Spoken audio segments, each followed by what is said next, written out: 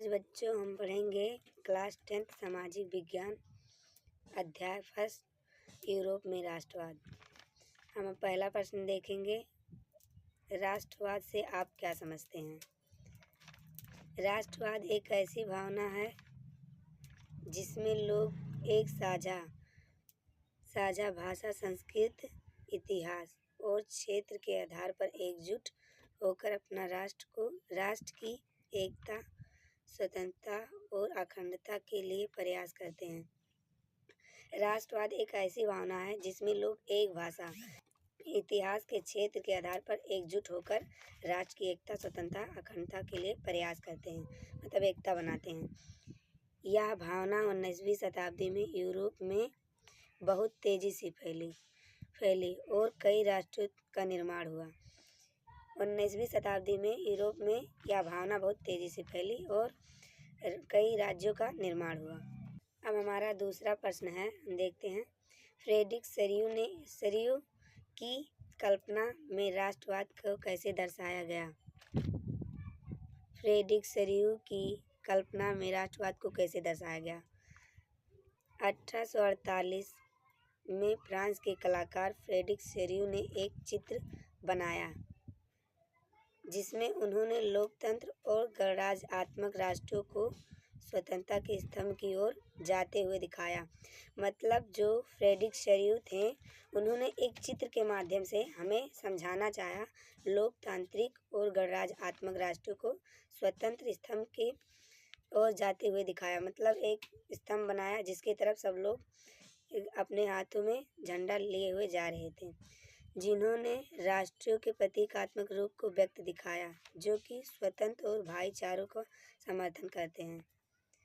अब हमारा most important question है, तीसरा क्वेश्चन, इटली का एकीकरण कैसे हुआ, जो कि बोर्ड एग्ज़ाम में हमारे लिए इम्पॉर्टेंट है। लगभग 5 या 6 नंबर तक में पूछा जाता है, जिसे हम विस्तार में, मतलब इसे शॉर्ट भाषा में पढ़ेंगे और जिसे हम विस्तार में लिख सकते हैं। इटली का एकीकरण 3 मुख्य नेताओं ने नेतृत्व में हुआ। पहले थे मेस्सीनी, राष्ट्रवादी विचारों के प्रचारक। इन्होंने राष्ट्रवादी विचारों का प्रचार किया जिससे लोगों को आकर्षित किया। सब लोगों ने मिलकर इटली का एकीकरण कैसे किया। दूसरे हम देखेंगे कैबुर, सर्डेनिया पिटवान का प्रधानमंत्री, जिसने फ्रांस की मदद से उत्तर की इटली को एकीकृत किया।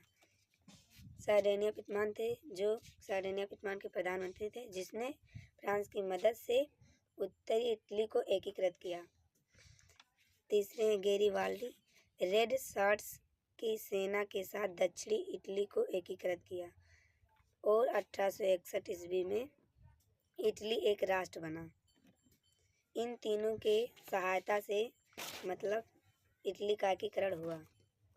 हमारा चौथा प्रश्न है बच्चों, जर्मनी का एकीकरण कैसे हुआ। जर्मनी का एकीकरण प्रशिया के राज्य के नेतृत्व में हुआ। प्रशिया जर्मनी का एक राज्य है जिसके नेतृत्व में हुआ। ऑटो वन बिस्मार्क ने 3 युद्धों की रणनीति अपनाई। ऑटो वन बिस्मार्क थे जो उन्होंने 3 युद्धों की रणनीति अपनाई थी। वो थे डेनमार्क, ऑस्ट्रिया और फ्रांस के खिलाफ, तीनों राज्यों के खिलाफ। 1871 में फ्रांस पर विजय के बाद केसर विल्हेम प्रथम को जर्मन सम्राट घोषित किया गया। जर्मनी एक राष्ट्र बना। अब हमारा पांचवा प्रश्न है, फ्रांसीसी क्रांति ने यूरोप में राष्ट्रवाद को किस प्रकार प्रभावित किया। मतलब फ्रांसीसी क्रांति के बाद किस प्रकार यूरोप में राष्ट्रवाद प्रभावित हुआ।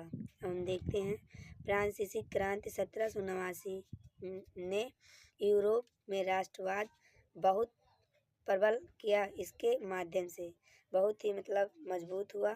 उसके माध्यम से राजशाही शासन को चुनौती दी गई, मतलब जो राजाओं का शासन था उन्हें चुनौती दी गई। दूसरा हमारा है, लोकतंत्र और नागरिक के अधिकारों की भावना फैली। मतलब लोगों के जो लोकतंत्र और उनके अधिकार थे, उनकी भावनाओं को फैलाया गया, विस्तार किया गया। तीसरा प्रश्न, राष्ट्र के विचार को उभरा जिसमें नागरिकों को भागीदारी महत्वपूर्ण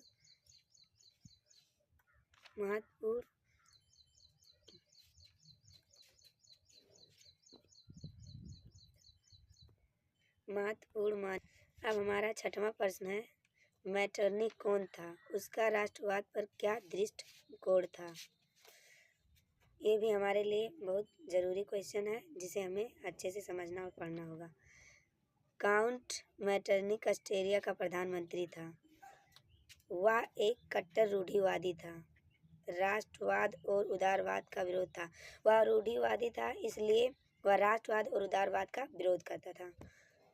उसने 1815 में वियना सम्मेलन में यूरोप की पुराने जारशाही व्यवस्था को पुनर्स्थापित करके मुख्य भूमिका निभाई। उन्होंने जारशाही व्यवस्था को पुनर्स्थापित कर दिया, फिर से स्थापित किया और एक मुख्य भूमिका निभाई। हम 7वां प्रश्न देखते हैं, 1830 और 1848 की क्रांतियों का क्या महत्व था। हम देखेंगे 1830 की क्रांति में फ्रांस के राजशाही को हटाकर संवैधानिक शासन स्थापित किया गया। मतलब राजाओं के शासन को हटा करके संवैधानिक शासन को स्थापित किया गया। दूसरा पॉइंट देखेंगे, 1848 की क्रांति में कई यूरोपीय देशों को लोकतांत्रिक सरकारों की मांग उठी, परंतु अंत में उन्हें दबा दिया गया। लोकतांत्रिक सरकारों की मांग उठी, परंतु उन्हें दबा दिया गया। तीसरा हम देखेंगे पॉइंट, इन क्रांतियों ने राष्ट्रवाद, लोकतंत्र और स्वतंत्रता की भावना को अधिक मजबूत किया। अब हम 8वां प्रश्न देखेंगे, राष्ट्र राज्य किसे कहते हैं। जब एक भौगोलिक क्षेत्र में रहने वाले लोग साझा भाषा, संस्कृति, इतिहास और पहचान के आधार पर एक राजनीतिक इकाई राज्य में संगठित हो जाते हैं तो उसे राष्ट्र राज्य कहा जाता है। उदाहरण, फ्रांस, जर्मनी, इटली। राष्ट्र राज्य का मतलब है जैसे कि हम किसी राज्य में रहें और वहाँ पर सब लोग एक भाषा, एक संस्कृति, एक इतिहास को मानकर अपना जीवन व्यतीत करें, तब उसे हम राष्ट्र राज्य कहते हैं। जैसे कि फ्रांस कई भागों में बटा हुआ था, पर सब लोगों ने उसे एक बनाया, और जर्मन भी और इटली। ये हमारा लघु प्रश्न है जो 1 से 2 अंक के लिए पूछा जाता है, जो कि हमारे लिए बहुत ही इम्पोर्टेंट है, इसलिए हम इसे देख लेते हैं ध्यान से। पहला हमारा है, फ्रांस में 1789 की क्रांति में 3 मुख्य सिद्धांत क्या थे। मतलब फ्रांस क्रांति हुई तो उनमें 3 मुख्य सिद्धांत क्या थे, देखते हैं। स्वतंत्रता, समानता, बंधुता। मतलब एकता के लिए, समानता के लिए, बंधुता के लिए ये फ्रांस की क्रांति हुई। दूसरा हम देखते हैं, रेड शार्ट की सेना नेतृत्व किसने किया। मतलब रेड शार्ट की सेना को नेतृत्व किसने किया, तो हमारा उत्तर है गैरीबाल्डी ने किया था। इसे हम ध्यान रखेंगे। तीसरा पॉइंट है, राष्ट्रवाद की शुरुआत किस क्रांति में मानी जाती है, तो राष्ट्रवाद की क्रांति फ्रांसीसी क्रांति 1789 में मानी जाती है। अब हमारा चैप्टर ख़त्म हुआ दोस्तों। अब हम मिलते हैं दूसरे चैप्टर के साथ। तब तक के लिए आप इसे अच्छे से तैयार करो और पढ़ो। कुछ टिप्पणियाँ और कुछ बहुत ही इम्पोर्टेंट क्वेश्चन एग्जाम से रिलेटिव हम अगले वीडियो में लेकर आएंगे आपके लिए।